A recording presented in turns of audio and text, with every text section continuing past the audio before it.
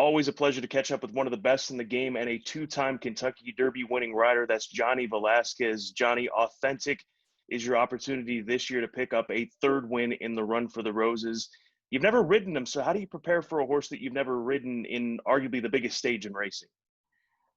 I don't know if you know that I never rode Animal Kingdom before I won the Kentucky Derby. It's about watching their races, watching how the horses perform and what the your competition is. So it's basically a lot of homework and see the competition where you are. I watch the works how they doing and follow up a little bit of instructions when you talk to the trainer. Obviously, we'll talk to Bob and see what he wants to do in the race. We'll see. What the competition look like, or see how much speed in the race will be, and we go through all those processes, and make a decision once the doors opens. You've had a chance to compete against Tiz the Law. He's going to be the one to beat in this race. I think that's pretty safe to say. What is it going to take to put Tiz the Law and Manny Franco in an uncomfortable position and spring an upset with a Grade 1 winner that you're riding in Authentic? Well, obviously the two opposites they're not opposites, but two different ways of riding the horses too. My horse seems like it's going to be forwardly placed, although I think Tisla can do the same thing, but they're normally taken off the pace a little bit, and also going to depend on how much speed we're going to have in the race, and we go from there. I mean, obviously it's going to be a full field.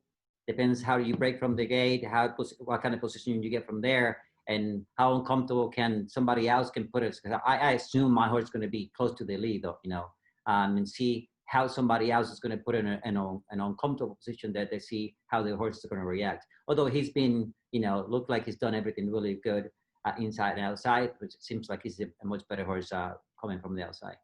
It's been 9 years, can you believe it, since Animal Kingdom and your first win in the Kentucky Derby. How much did winning the Derby and then winning another Derby for Todd Pletcher with Always Dreaming change your life?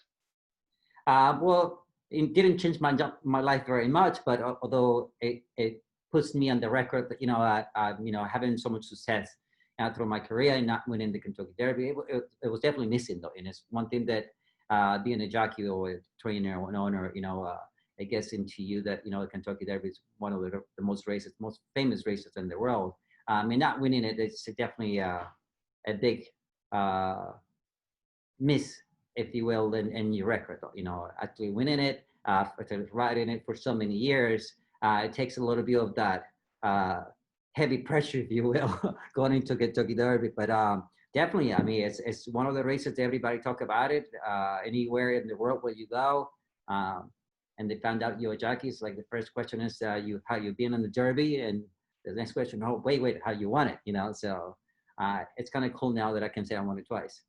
Well, hopefully after the first Saturday in September, you can say that you won it 3 times after crossing the wire under the Twin Spires with Authentic. Johnny, always great to catch up, and best of luck to you and Spendthrift Farm and my racehorse stable as you look to secure another Run for the Roses for yourself. Thank you very much.